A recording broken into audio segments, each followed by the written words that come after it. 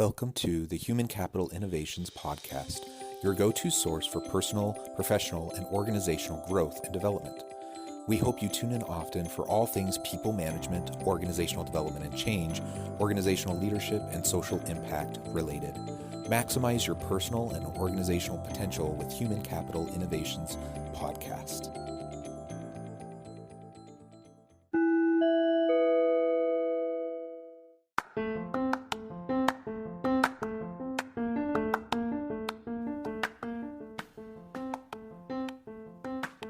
Welcome to the Human Capital Innovations Podcast. In this HCI podcast episode, I talk with Darren Winterford about training transformations in the HR department of one.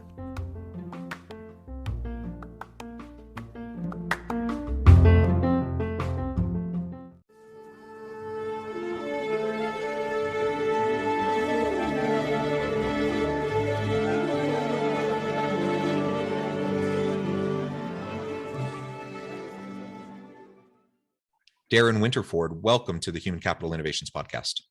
Thanks, Sean. It's a real pleasure to have you. You're joining us from Australia.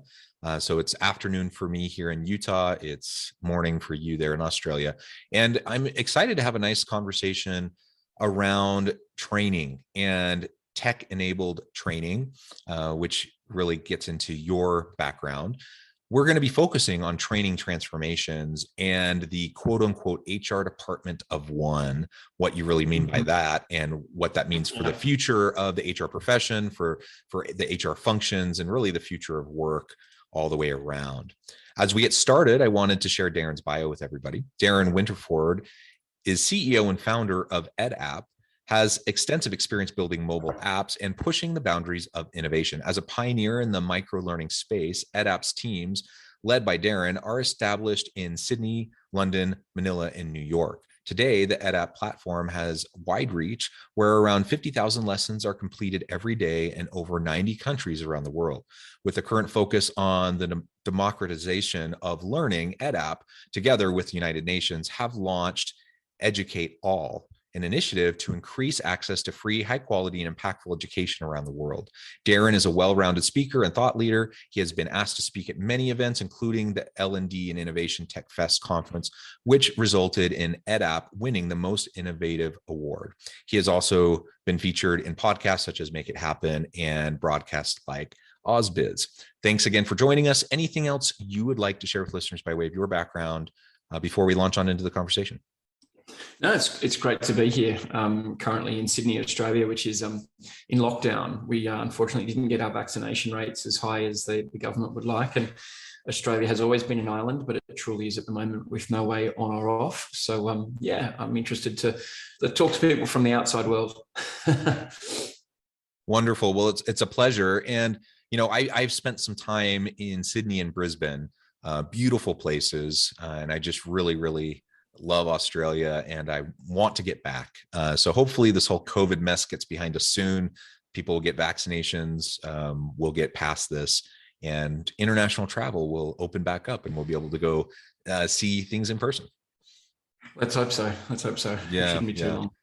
Well, so let's start by talking a little bit about Educate All, this initiative in partnership with, the EdApp and the United Nations. Mm-hmm. Tell us a little bit about really the origins of EdApp and then how you got connected with the United Nations for this Educate All initiative. Awesome. Yeah, we really have noticed several years ago that around the world, the level of training in adult education, particularly workforce training, for a lot of employees is non-existent. And, the majority of classroom training probably takes place using PowerPoint or, gathered around a whiteboard on the factory floor, if at all. And the, mobile technology has really enabled a wider access to education for anyone that has a smartphone.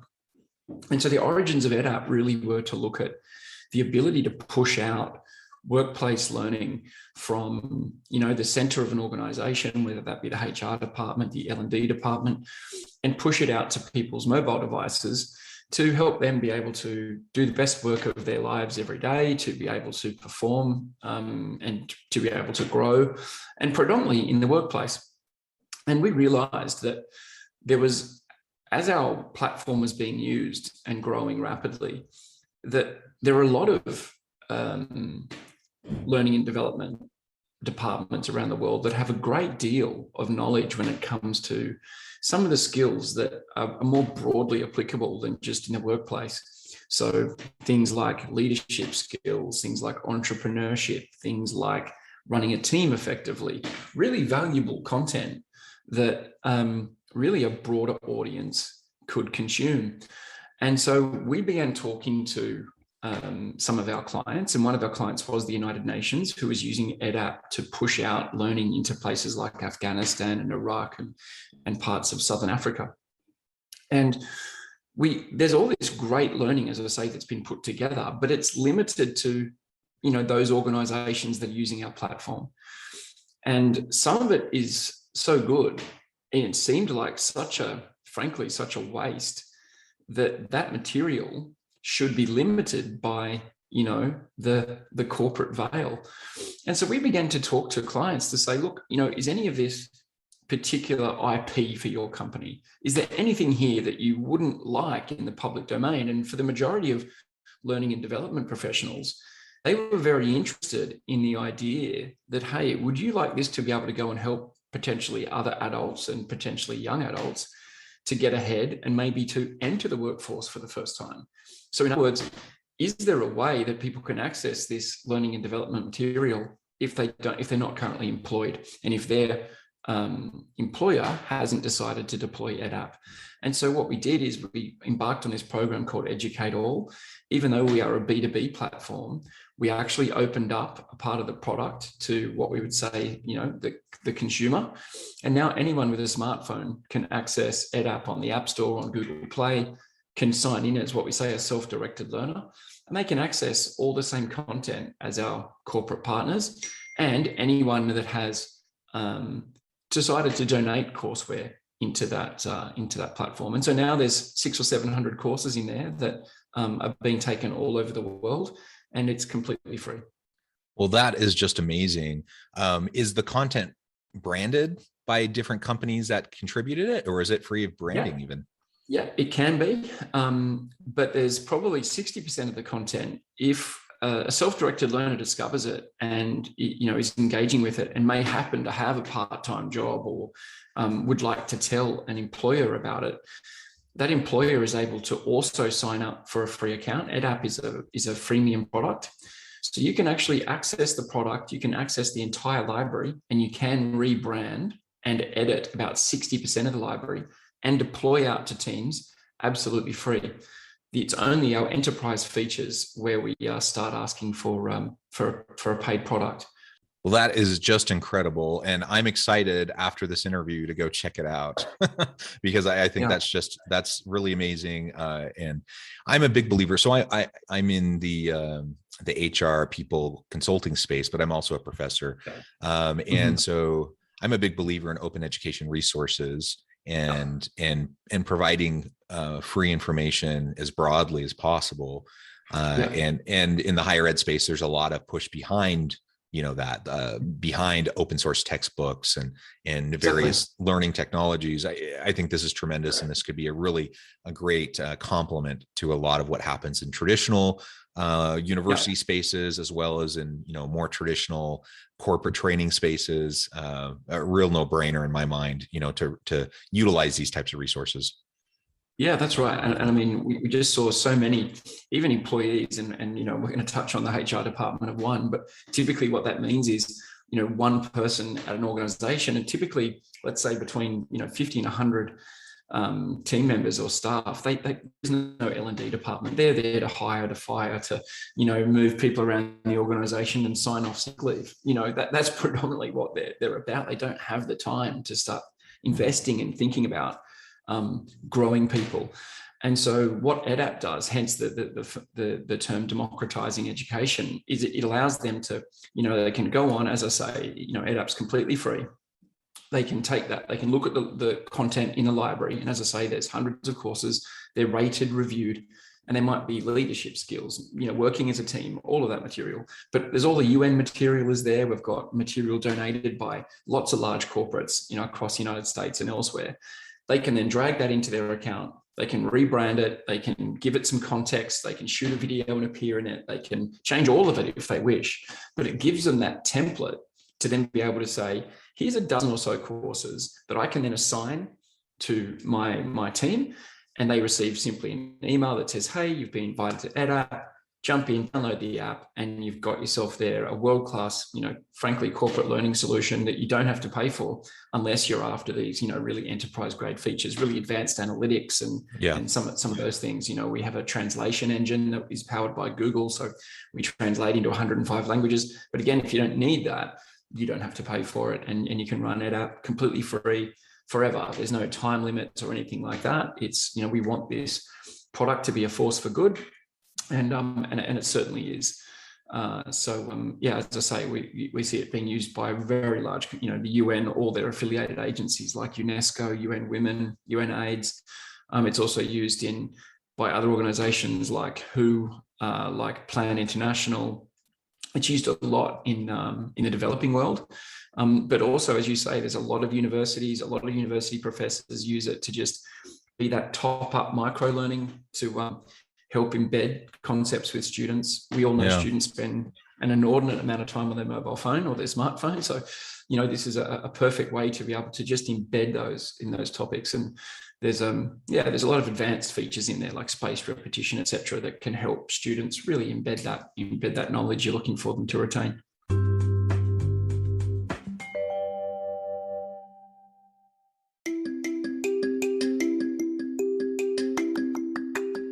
I'm excited to announce the publication of my new book from HCI Press, Bluer Than Indigo Leadership: The Journey of Becoming a Truly Remarkable Leader. Early in my adult life, I learned about an Asian proverb that translates as bluer than indigo. If you think about the color indigo, it is a brilliant, deep, and vibrant blue, what some would call the bluest of blues. To have something that is bluer than indigo is rare and truly remarkable. Contrary to popular myth, there is no one-size-fits-all or cookie-cutter approach to effective leadership. There's no silver bullet, no secret sauce, no go-to model that will solve all of our problems.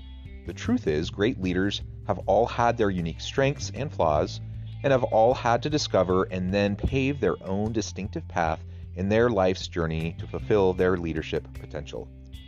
Bluer Than Indigo Leadership will help you discover your own path and explore those ordinary, everyday actions that will help you respond to an uncertain future and produce extraordinary results for individuals, teams, and organizations.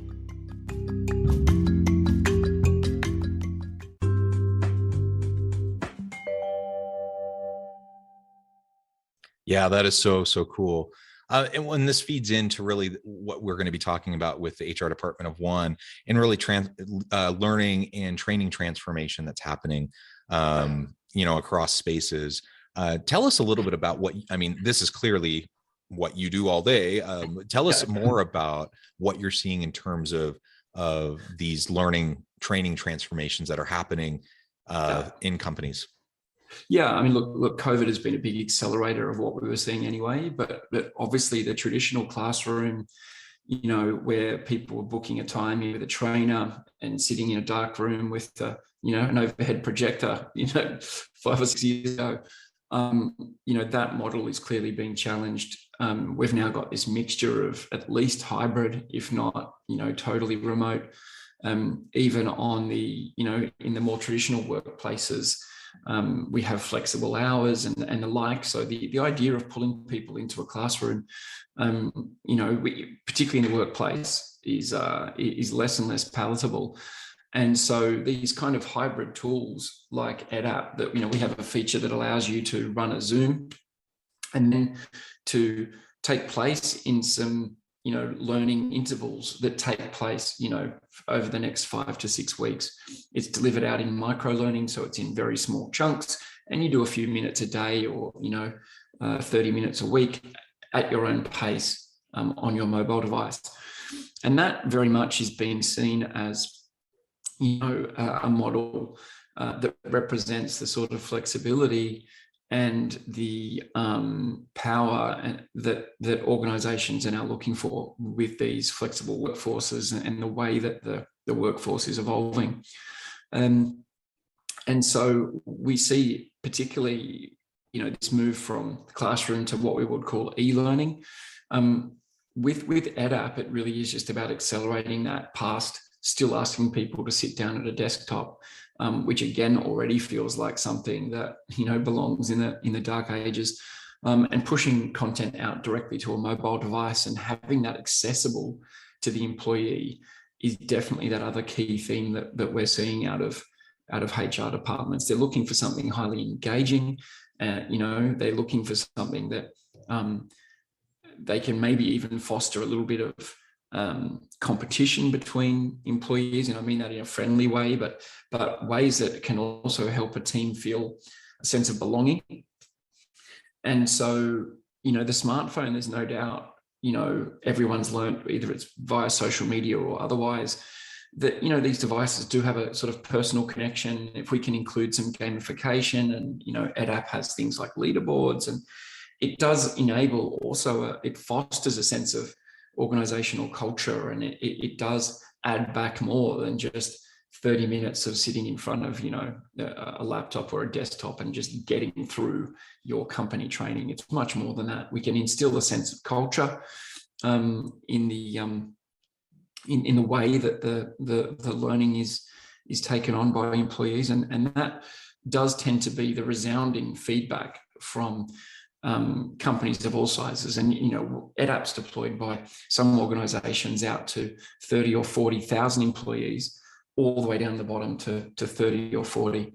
And the feedback is the same. It does enable those employees to feel like their employers care about their welfare, that they're investing in those employees, that they are part of a team.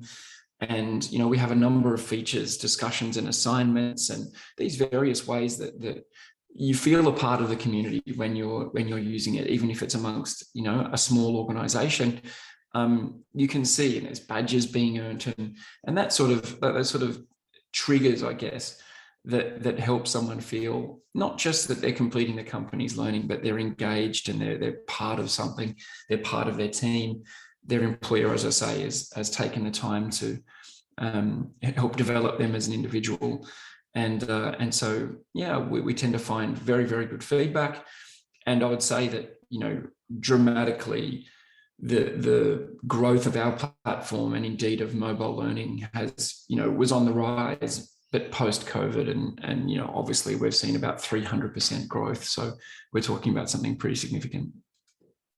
Yeah, that is just so cool. And you talked a little bit about gamification. You talked about micro-credentialing and the micro-learning and the badges. I mean, all of this is very important in the modern technology-enhanced learning space, right? Whether we're talking about a university setting, a corporate setting, whatever. And we really have to wrap our minds around how to do that more effectively. And it's wonderful that here we have a resource that is free and that anyone can start checking out. So I think that's incredible. So how does this then connect to the idea of the HR department of one? What do you mean by that? And why is that important for us to think about?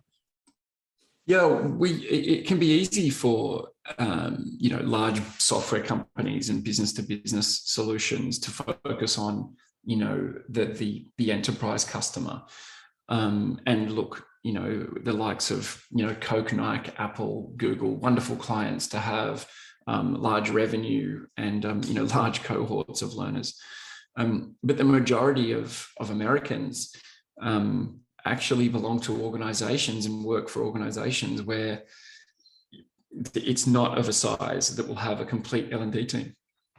It's not of a size that will have individuals dedicated to just authoring and putting together, material to help them develop as an individual.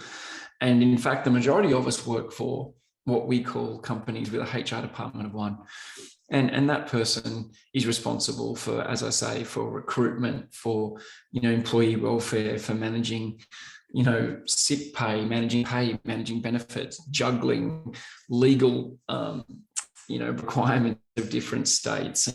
Their day, unfortunately, isn't focused on the growth personally of a team member or an employee.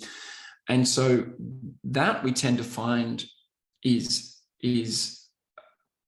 a real shift we would like to make with EdApp, to not only be able to have a very powerful corporate solution, but to be able to provide, and as we said, democratize workplace learning for those people, be accessible for those HR departments of one who, potentially can take an afternoon to explore our platform, look for those bits of courseware that are going to be most effective for their team, do some customization, rebrand it, get a message from the boss in there, go through and take out anything they don't like, add anything that they do that might be hyper local. Maybe they can have a team member go and take some photos of whatever it is they're educating about. You can easily just re-author that into the platform. It's what you see is what you get editor. So it's very, very simple to use. And then they can go and deploy that out. And in most cases, that can be done very, very quickly.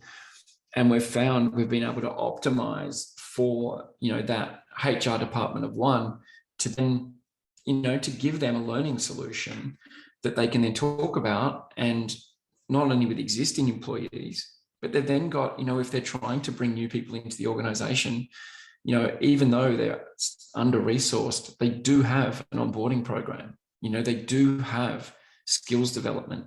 They do have some of the access to learning and development that would normally be enjoyed by a larger organization. In these smaller organizations, which frankly, as I say, most of us work for, and those that need the most help, all of the largest companies at some stage started at this scale.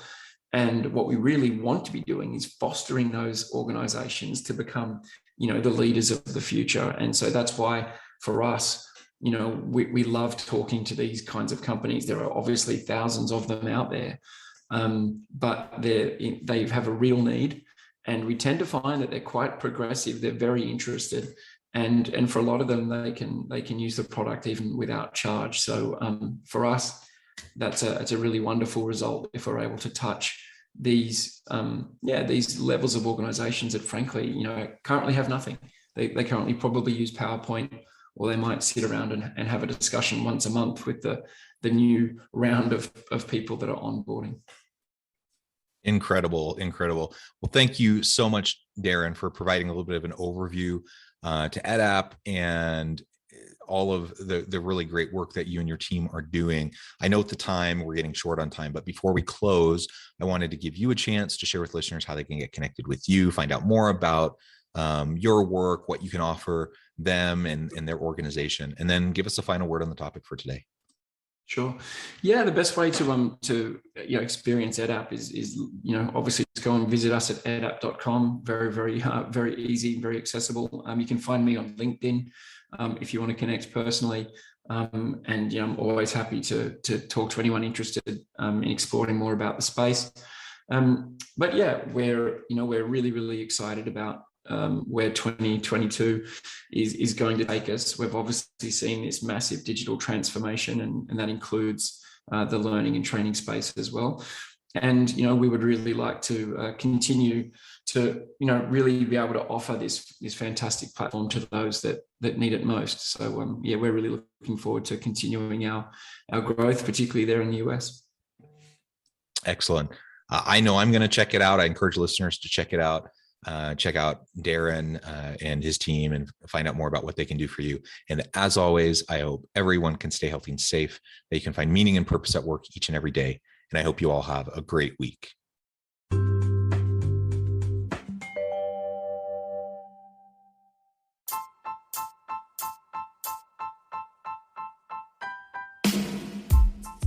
The alchemy of truly remarkable leadership. Ordinary, everyday actions that produce extraordinary results. Consider how the nature of work has shifted over the past 50 years. With increased globalization, rapid technological advancement, and the shift in economic composition, the average job of today looks very different than the average job of 50 years ago. What will the jobs and organizations of tomorrow look like? Moreover, what does this all mean for organizational leaders? What are the core competencies and capabilities of organizations and their leadership that are prepared for continued disruption and geopolitical and socioeconomic shifts?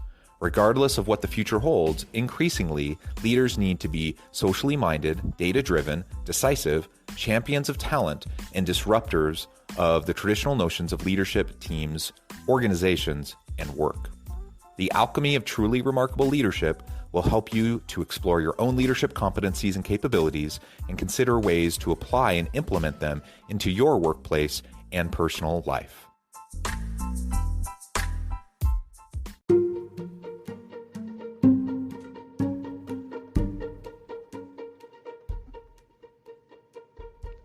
Check out Human Capital Innovations magazine, Human Capital Leadership. Human Capital Leadership is a free, interactive e-magazine with the mission to help individuals, leaders, and organizations find innovative approaches to maximize their human capital potential. We publish issues quarterly in August, November, February, and May. Take a look at the latest issue and let us know what you think.